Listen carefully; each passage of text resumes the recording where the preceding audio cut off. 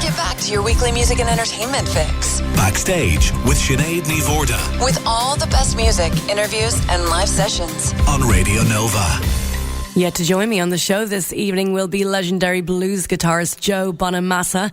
I've also got Bat for Lashes in the live room very soon, but now I give you new music from Biffy Clyro. Their 7th album, Ellipsis, is due for release on the 8th of July, and with the Scottish Trio's 2013 double album Opposites reaching the top of the charts in the UK and number 3 here in Ireland, that number 1 position was a first for the band, so they decided that the only way to follow up that double album was to, quote, completely revolt against it. Now, personally, I prefer when Biffy rock out. When they released that single, that Golden Rule, from their 2009 album Only Revolutions, I thought, yes, this is exactly where they need to be going. But the other tracks didn't really live up to that animosity, but now they are. The lead single from the album was Wolves and Winter, and here now is the second single to be released from the upcoming record. I love this one from Biffy Clyro. This is called Animal Style on Radio Nova.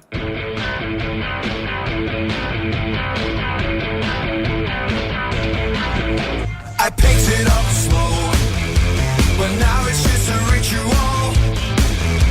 I didn't want the captain's role, but I'll steer us over highs and lows.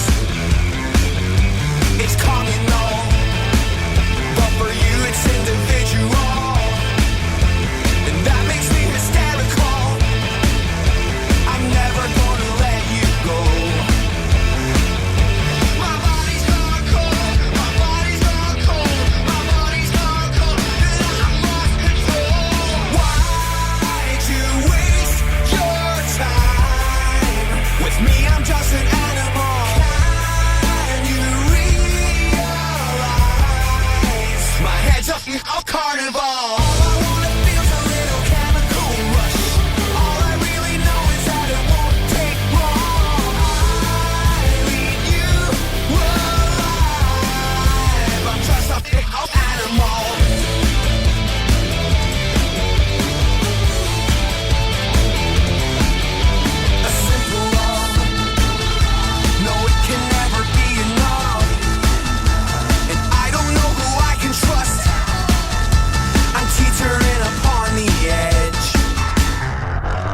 It's visceral. When I hurt you, I can never show. This has become habitual, and I will do it over and over and over and over and over. My body's gone cold, my body's gone cold, my body's gone cold, and I've lost control. Why'd you waste your time? With me, I'm just an animal. Can you my head's up in a carnival. All I wanna feel's a little chemical rush. All I really know is that it won't take long. I lead you alive. I'm just an animal.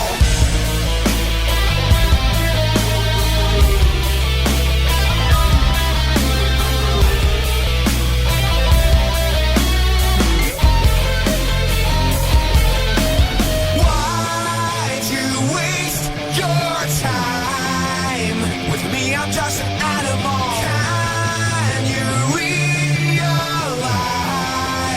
my head's up in a carnival? All I wanna feel's a little chemical rush. All I really know is that it won't take long. I lead you alive. I'm just an animal.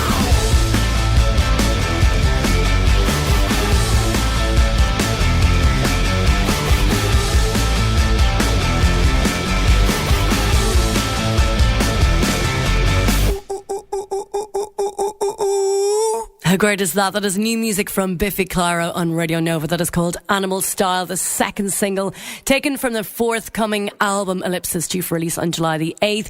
You can catch them live up north. Take a trip up to Belfast. They're playing Belsonic next Saturday, the 25th of June. Backstage on Radio Nova. Live Room. I've got a beautiful little treat in store for you now. This is one from Bat for Lashes that she performed back in 2011, and it's a cover of Bruce Springsteen's I'm on Fire.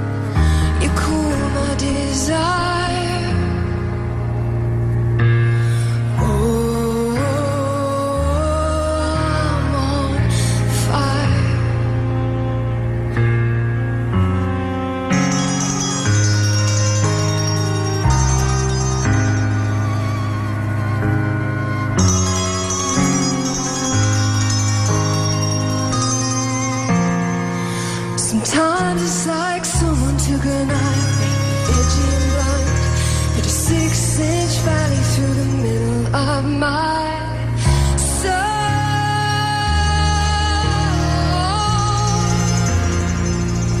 Oh, at night I lay at home with the sheets soaking wet and a freight train running through the middle of my head. But you cool my desire.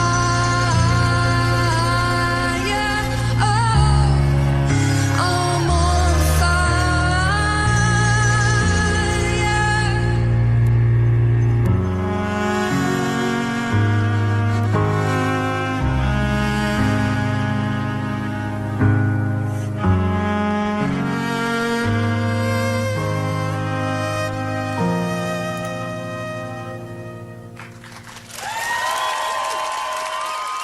It's Sinéad Mhórdha with you here on Radio Nova. How stunning was that cover? That was Bat for Lashes performing the Bruce Springsteen song I'm on Fire. I am a little bit in love with Natasha Khan. I think of Bat for Lashes. She's just an incredible artist and a wonderful songwriter. Her concept album The Bride is due out on July the 1st. This is Radio Nova.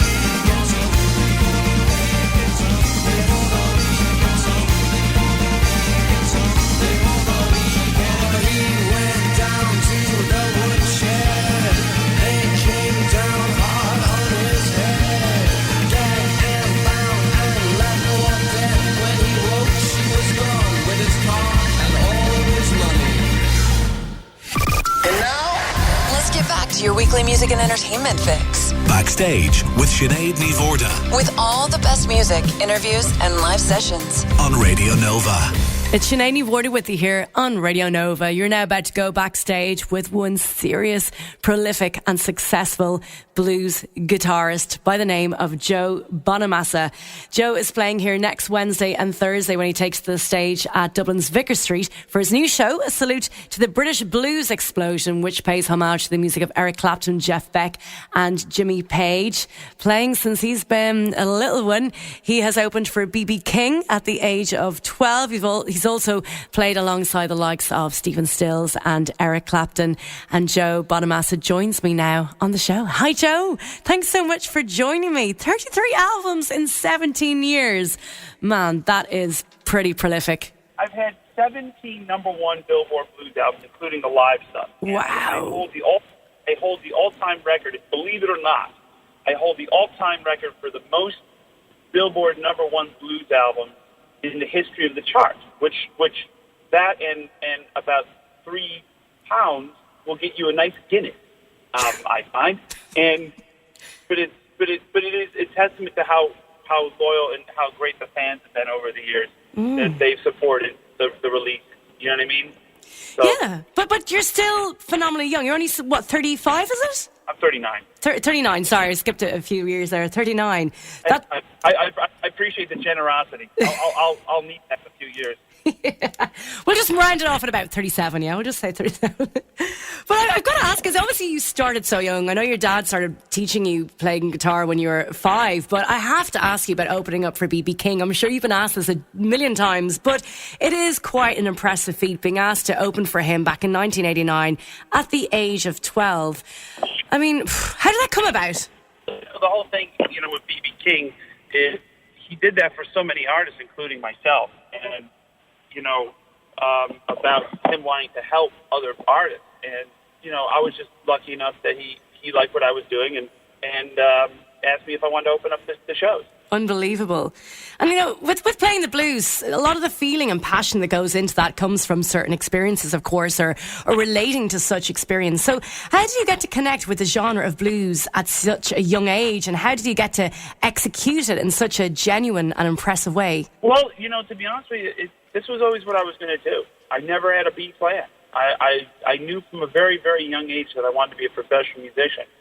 If I knew the music business was this messed up, I probably would have chosen another profession. But ultimately, this is the profession I went into, and it became a mission in life. This isn't just what I do for a living. This is what I do in life. The guitar defines me. Music defines me. Guitar collecting defines me. That's who I am. Most people think it's some kind of put on, but if they get to know me or they come over to my house, they go, "Oh, so you really are that guy?" I go, "Yeah, it wouldn't work any other way." And the house is full of guitars and amps, and it's very well done, but it's very specific to my chosen profession. So that alone tells you the kind of mission I'm on. I was actually chatting to Joe Satriani last week, who's obviously an absolute dude, and he revealed to me that he possesses some 200 to 250 guitars. But you just mentioned you obviously collect guitars, and you were known to possess one of the most extensive of guitar collections in the world. So go on, tell us, how many do you have, Joe? Oh, I don't know. It's somewhere probably north of 275. But I've been collecting for 20 years, and I've amassed some pretty nice stuff. And the whole thing is like a lot of the guitars I collect, people never see. They're just in my collection because it's part of a museum that I built around my house. Right. And the ones I play on stage are not the pristine models. They're the ones that are in player grade condition. But ultimately, it's a passion, and it's like some people are like, well, why do you need that many? It's like, it's not a question of why do I need that many. It's what I'm collecting is Americana, and what I'm collecting is a snapshot in history, both musically and manufacturing wise, that we'll never see again. If you look at a guitar that I buy from the 50s, every part of that guitar was made in America by a factory. There was none of this kind of, the screws are made in China, the bodies are made in Mexico. the next made in, whatever. It's not this piecemeal thing. It's actually crafted in America by one or two people. And Wow. that's pretty special. And, at least in my world, Yeah, unique and rare objects. They sound like absolutely got to have your hands on those. They're very, very unique and getting rarer. They're not making any more, and the issue is becoming, it's such a worldwide market and they only made so many, is the good stuff is becoming extraordinarily difficult to find. That's just a fact. Well, it sounds like you've accumulated quite the collection there, Joe. Now, before we venture forth into the live terrain and the incredible artists you have played with, I'm going to play one of your tracks now. From Joe Bonamassa, this is Dust Bowl on Radio Nova.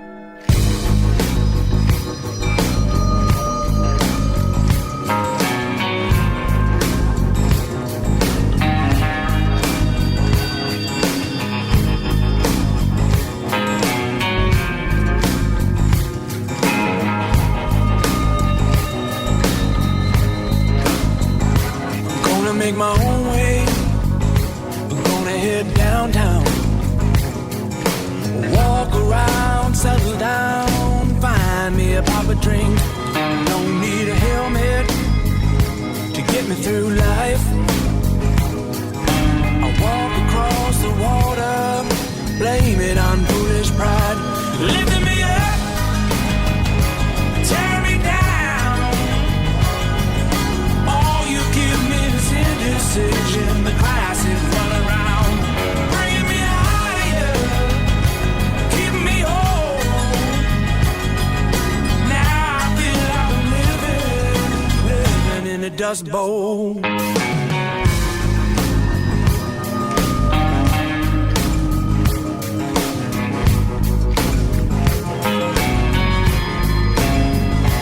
Diamonds and pearls, you're that kind of girl. You size me up to break me down while you're sipping on your Crown Royal. I'll give you shelter, babe, it's your call. It's hard to find truth within when you're living in your own zone. Lifting me up, tear me down. All you give me is indecision. The classic run around, bringing me higher, keep me whole. Now I feel like I'm living in a dust bowl.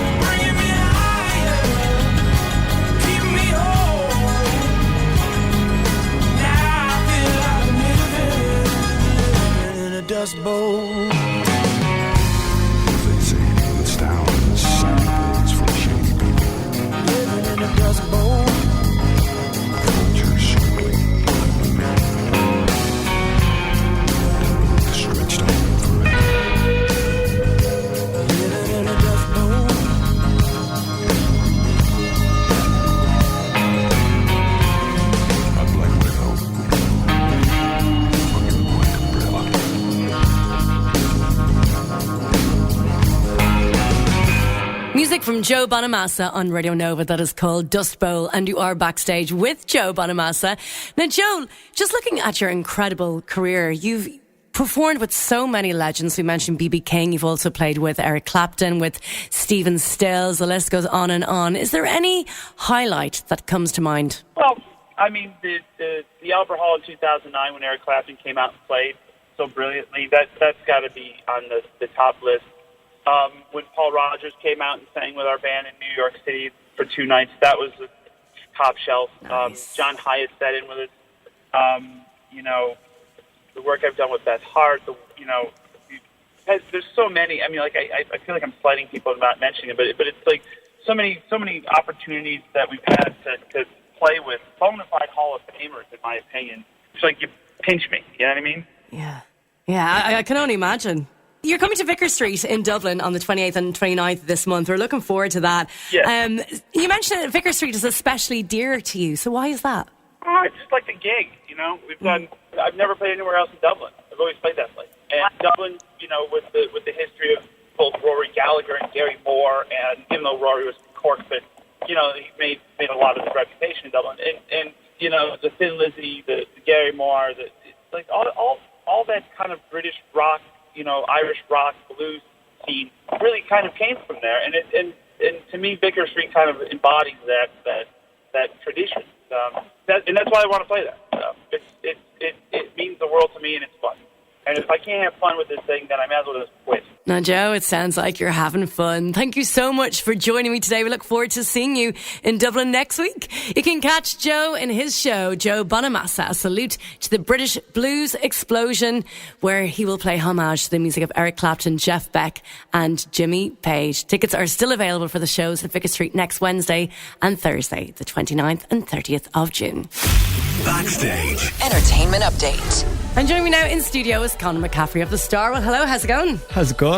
All good? Yeah, congratulations on the big win over Ukraine. Yes, we're doing it okay this time for a change. I've got 2 Irelands in the competition this time. You do? Nice. You have a big smile on your face. You're enjoying this. Well, listen, I'm enjoying the picks that you have for us over the coming week. I know you're going to talk about Joe Satriani in a moment, who I spoke to last week.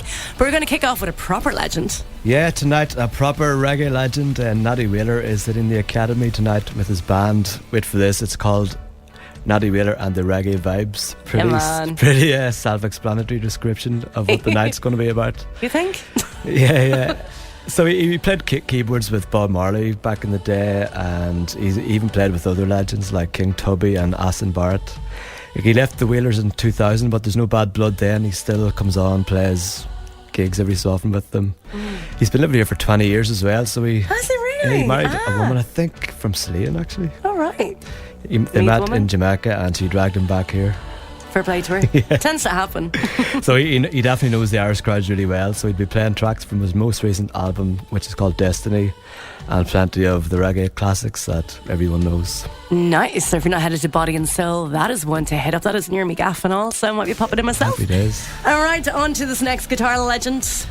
Yeah, you had him on last week. He's a dude. One for the guitar virtuosos here. Joe Satriani is playing Vicar Street on Monday, doing all sorts of crazy guitar gymnastics. Yeah, his 15th album was just out last year. It's called Shockwave Supernova, which is kind of what you'd expect at the gig. Is almost like a 2-word review of the gig itself. It's going to be full of crazy slam solos, whammy bars, loads of proggy sci-fi stuff, and some serious session musicians. And apparently a bit of playing with his teeth. Oh yeah, he does that. All right, doesn't he? Yeah, he was saying to me, I really should stop doing that. Like, it's such a dangerous thing. But just the buzz he said he gets from the band, or not the band, from the crowd, isn't it? So it just keeps inspiring to do more. Now, here's one that you came across recently. Yeah, I only heard of these last week when I was kind of looking up bands for the Burn the Woods festival. They're called Megacone. They're a Dublin-based instrumental rock act, and they've been doing pretty well this summer for festivals. They've played Fantastival, Burn the Woods. They've been booked for Knockanstockin and Electric Picnic. Oh wow. And tonight they're also launching their new EP called Absolute Magnitude, and it's on vinyl too, so does have a bit of a push. They're kind of intricate, they're not really too noodly and too like kind of off-putting like a kind of proggy version of Primus. Kind of really? lots of nice kind of high fret floaty guitars. Really nice stuff. They've only been around for about 2 years after forming a college, so I think a few high hopes for Megacone anyway. That's an impressive start already for them. Nice. Good chance to catch them in a small intimate venue before getting them in a big field. They'll be doing plenty of fields over the summer. Yeah, they will indeed. And you will too, won't you? Well, hopefully, yeah. Hopefully. All right, well, Conor McCaffrey at the start. Thanks a million for popping in. All right, have a good weekend. You too. Next Saturday on Backstage. I'll be chatting to a very talented musician and legendary super producer.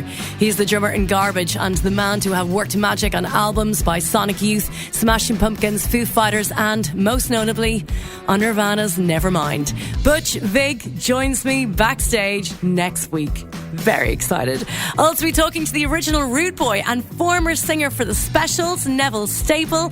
So I hope you'll join me backstage next Saturday at 6. Peter Devlin is up next with the Saturday soundtrack. Amongst the very fine choice of tunes he has lined up for you over the next couple of hours, amongst them are tunes from the Buzzcocks, Alabama Shakes and Deus.